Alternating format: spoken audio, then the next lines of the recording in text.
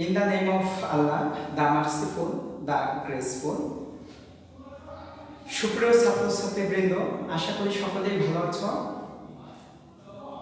আজকে তোমাদের সামনে যে বিষয়টি নিয়ে আলোচনা করতে যাচ্ছি সেটা ষষ্ঠ, সপ্তম, অষ্টম, নবম, দশম, দ্বাদশ শ্রেণী পর্যন্ত অত্যন্ত গুরুত্বপূর্ণ বিষয়, যেটা তোমাদের বইয়ের 5 নং 6 নম্বর থাকে ট্রান্সফরমেশন অফ সেন্টেন্সের মধ্যে পেয়ে থাকো। এটা সমাধান করতে হয়তো এই বিষয়টা নিয়ে অনেকেই একটু হিমশিম অথবা হেসিটেট ভোগ করো, কিন্তু আজকে তোমাদেরকে এই ভয়েসটা আমি অত্যন্ত সুন্দরভাবে চেষ্টা করব তুলে ধরার জন্য। যারা ষষ্ঠ সপ্তম শ্রেণীতে আছো তারা চেষ্টা করবা এই ক্লাসটা অত্যন্ত সুন্দরভাবে করার জন্য। যেমন আসো আমরা আলোচনা শুরু করছি। দেখো এখানে আমরা লিখছি ভয়েস। ভয়েস শব্দের অর্থটা হচ্ছে বাচ্য। ভয়েস শব্দের অর্থ বাচ্য। তো ভয়েস কাকে বলে? ভয়েস হচ্ছে, যেমন যদি তোমরা ডেফিনেশন দিতে চাও তাই এখানে আমি একটা ডেফিনেশন লিখেছি, ক্রিয়া প্রকাশের ভঙ্গিকে ভয়েস বা বাচ্য বলে। অর্থাৎ ক্রিয়া ইংরেজিতে বলা হয় ভার্ব। ক্রিয়া প্রকাশের ভঙ্গিকে ভয়েস বা বাচ্য বলে। ভয়েস মূলত দুই প্রকার, যথা অ্যাক্টিভ ভয়েস কর্তৃবাচ্য, প্যাসিভ ভয়েস কর্মবাচ্য। অতএব আসো এখন দেখি আমরা ক্রিয়া প্রকাশের ভঙ্গি মানে কি। ভঙ্গি মানে হচ্ছে ধর্ম। যেমন দেখো আমরা সেখানে লিখছি ভয়েস মূলত দুই প্রকার, অ্যাক্টিভ ভয়েস এবং প্যাসিভ ভয়েস। কিন্তু অ্যাক্টিভ ভয়েস এবং প্যাসিভ ভয়েসের অর্থাৎ প্রকাশের ধরনটাই মূলত এই ভয়েস। অ্যাক্টিভ ভয়েস কি আমরা জানি। অ্যাক্টিভ ভয়েস মানে হচ্ছে কর্তৃবাচ্য। আর কর্তৃবাচ্য মানে কি? যেমন দেখো, মনে করো আমি একটা জিনিস ফেলে দিলাম এবং ওই জিনিসটা যদি আমি নিজেকে ওইখান থেকে নিয়ে আসি তাহলে সেটা হবে অ্যাক্টিভ ভয়েস। কিন্তু যদি আমি ওই কলমটা ফেলে দিয়ে আমি নিজে না তুলি, সেটা আরেকজন ব্যক্তিকে বলি যে ওই কলমটা তুলে দাও, অর্থাৎ ওই কাজটা অন্যের মাধ্যমে করিয়ে নেওয়াকে বলা হয় প্যাসিভ ভয়েস। একটা কাজ হচ্ছে যখন কর্তা নিজে করে, অর্থাৎ সাবজেক্ট সেন্টেন্সের কর্তা যখন সরাসরি নিজে কোনো কাজ করে সেটাকে বলা হয় অ্যাক্টিভ ভয়েস। আর যখন কোনো কাজ অবজেক্টের মাধ্যমে করিয়ে নেওয়া হয় তখন সেটাকে বলা হয় প্যাসিভ ভয়েস। যেমন ফর এক্সাম্পল, তাহলে তোমরা সহজে বুঝতে পেরেছো কি বলেছি, যে একটা পেন আমি ফেলে দিলাম, ওই পেনটা যখন আমি নিজে করলাম তখন মানে কি আমি সাবজেক্ট হয়ে নিজে কর্মটা সমাধান করলাম। কিন্তু যদি আমি ওখানে ফেলে দিয়ে ওটা অন্য একজনের মাধ্যমে করিয়ে নিই তখন সেটা হচ্ছে অবজেক্টের মাধ্যমে করানো, অথবা সেটা হচ্ছে প্যাসিভ ভয়েস। অতএব এখন একটা সংজ্ঞা হচ্ছে ক্রিয়া প্রকাশের ভঙ্গিকে ভয়েস বা বাচ্য বলে। অথবা তুমি যদি অ্যাক্টিভ ভয়েস অথবা প্যাসিভ ভয়েস বুঝে থাকো তাহলে নিজেই ডেফিনেশনটা দিতে পারছো। যেমন কিভাবে, অর্থাৎ সাবজেক্ট যখন নিজে কোনো কাজ করে তখন সেটাকে বলা হয় অ্যাক্টিভ ভয়েস, এবং সাবজেক্ট নিজে কোনো কাজ না করে যখন অবজেক্টের মাধ্যমে করিয়ে নেয় সেটাকে বলা হয় প্যাসিভ ভয়েস। আশা করি এখন নিজ থেকে তুমি সংজ্ঞা দিতে পারো। এখন আসো আমাদের যেটা থাকে সেটা মূলত অ্যাক্টিভ ভয়েসকে কিভাবে প্যাসিভ ভয়েস করতে হবে। তাহলে আসলে কি অ্যাক্টিভ ভয়েসকে প্যাসিভ ভয়েস করা বেসিক একটা নিয়ম। সেই বেসিক রুলটা পারলে আশা করি আমরা অনেকটাই ভয়েস চেঞ্জ করতে পারবো অ্যাক্টিভ টু প্যাসিভ ভয়েস। এর আগে সবাইকে জেনে নিতে হবে ভয়েস মূলত তিনটা সেন্টেন্স হয়। একটা হচ্ছে অ্যাসার্টিভ, ইন্টারগেটিভ, ইম্পারেটিভ এবং অবজেক্টিভ।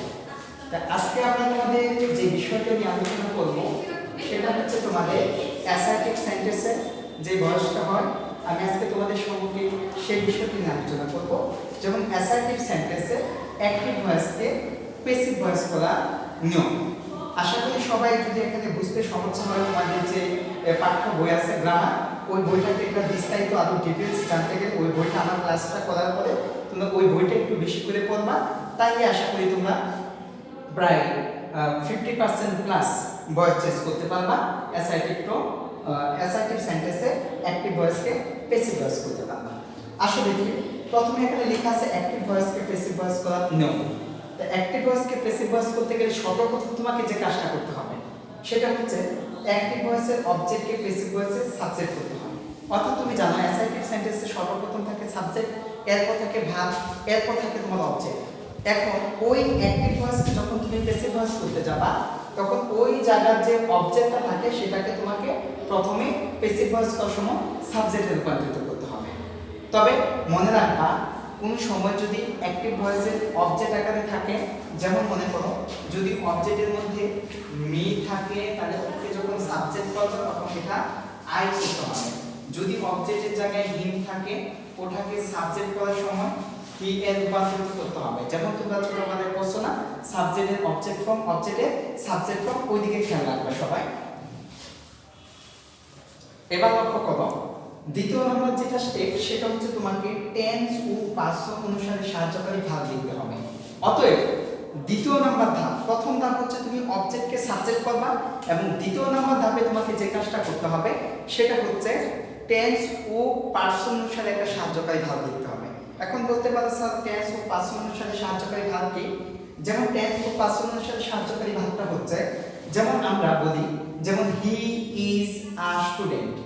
এখন দেখো এখানে হি ইজ এ স্টুডেন্ট, তো এখানে ইজ এ হির সাথে তো ওয়াজও বসে, হির সাথে তো তোমার সাবজেক্টের পর ইচ্ছে করলে সেখানে আর বসতে পারতো সাহায্যকারী ভার্ব, কিন্তু বসানোর কোনো নিয়ম নাই, সুযোগ নাই, কারণ এখানে হির সাথে ইজ বসে অথবা ওয়াজ বসে। অথবা বুঝতে হবে is a student, he war student নয়, হি আর স্টুডেন্ট নয়, হি এম স্টুডেন্ট নাই, অর্থাৎ হি ইজ এ স্টুডেন্ট। অতএব আমরা বুঝতে পারছি এখানে ইজ আমরা লিখছি কারণ হির সাথে ইজ বসে, এটা হচ্ছে পার্সন অনুসারে। আর টেন্স মানে কি? টেন্স হচ্ছে যেমন বলতে পারো টেন্সের বিষয়টা হচ্ছে আমি তোমাদের সম্মুখে আলোচনা করছি। যেমন দেখো টেন্সের বিষয়টা হচ্ছে তাহলে দেখো টেন্সের বিষয়টা কি? টেন্সের বিষয়টা হচ্ছে যেমন মনে করো এখন একটা সেন্টেন্স থাকলো, যেমন মনে করো আমরা জানি মূলত টেন্স হচ্ছে একটা ভার্বের তিনটা রূপ থাকে, একটা ভার্বের তিনটা রূপ থাকে, যেমন present tense, present form, past form and past participle form. অতএব যদি দেখা গেছে তুমি যে সাহায্যকারী ভার্বটা লিখবা ওই সেন্টেন্সের মূল ভার্বটা যদি তোমার প্রেজেন্ট টেন্সে থাকে তাহলে তোমাকে সাহায্যকারী ভার্ব যেমন প্রেজেন্ট টেন্সে থাকে তুমি এই তিনটা থেকে লিখতে পারবা এম, ইজ, আর, এই তিনটা থেকে যে কোনো একটা লিখতে পারবা। আর পার্সন অনুসারে মানে যেমন হির সাথে ইজ বসে, আবার আয়ের সাথে এম বসে, আর এখানে ও এর সাথে আর বসে। আবার দেখা গেছে যদি ওই সেন্টেন্সের মূল ভাবটা যদি পাস্ট টেন্সে থাকে তাহলে তুমি লিখতে পারবা কি ওয়াজ অথবা ওয়ার, এই দুইটা থেকে যে কোনো একটা সাহায্যকারী ভাব তোমাকে কি করতে হবে, এই সাহায্যকারী ভাব তোমাকে লিখতে হবে, অর্থাৎ প্রথমে অবজেক্টকে সাবজেক্ট করার পরে, যেমন ওয়াজ অথবা ওয়ার। এখানে পার্সন অনুসারে কি হির সাথে ওয়াজ বসে ওয়ার বসে না, এটা হচ্ছে পার্সন। আর টেন্স মানে হচ্ছে মূল ভাব যদি পাস্ট টেন্সে থাকে তাহলে তুমি ওয়াজ জানবা, এমিজা আনতে পারবা না। তাহলে আশা করি তোমরা সকলে বিষয়টা বুঝছো।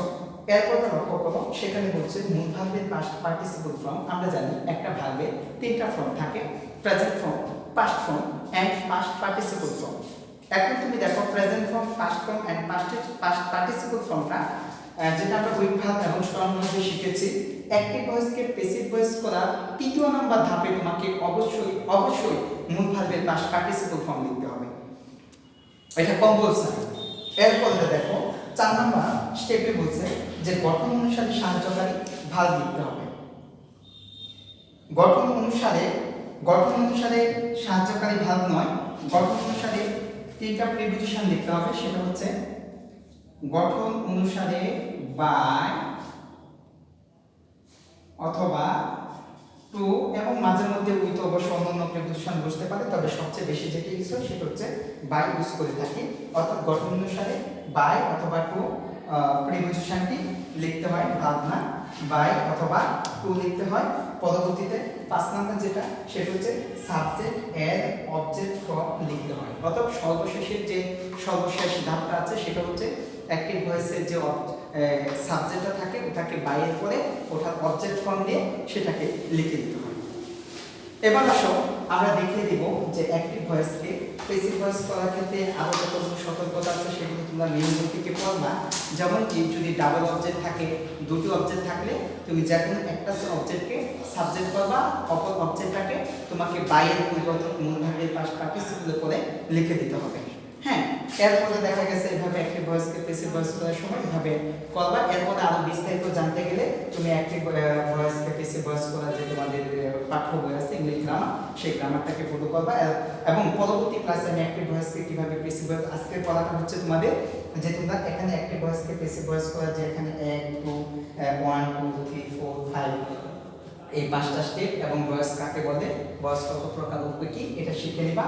এরপরে আগামী ক্লাসে আমরা দেব যে অ্যাক্টিভ ভয়েসকে কিভাবে প্যাসিভ ভয়েস করতে হয়। এভাবে অ্যাক্টিভ ভয়েসকে প্যাসিভ ভয়েস করা উদাহরণ দিয়ে আমি তোমাদেরকে বুঝিয়ে দেব। আশা করি সবাই সতর্ক এবং সচেতনতার সাথে চলবা এবং আমাদের জন্য দোয়া করবা। আমরা তোমাদের জন্য দোয়া করি। Good bye.